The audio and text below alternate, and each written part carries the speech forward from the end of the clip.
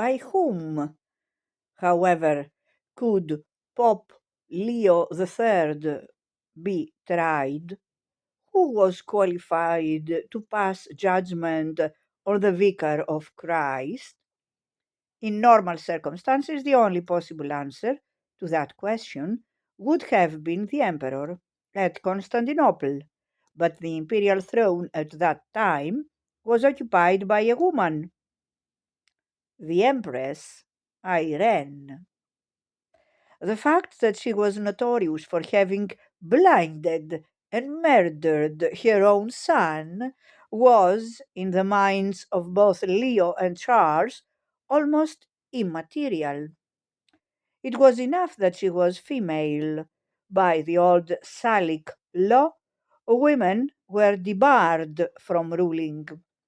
Thus, as far as Western Europe was concerned, the throne of the emperors was vacant. Now Charles was fully aware, when he arrived in Rome, that he had no more authority than Irene to sit in judgment at St. Peter's. But he also knew that while the accusations remained unrefuted, Christendom lacked not only an emperor, but effectively a pope as well, and he was determined to do all he could to clear Leo's name. As to the precise nature of his testimony, we can only guess, but on 23rd December, at the high altar, the Pope swore a solemn oath on the Gospels that he was innocent of all the charges leveled against him. And the assembled synod accepted his word. 2 days later, as Charles rose from his knees at the conclusion of the Christmas Mass, Leo laid the imperial crown upon his head, while the congregation cheered him to the echo.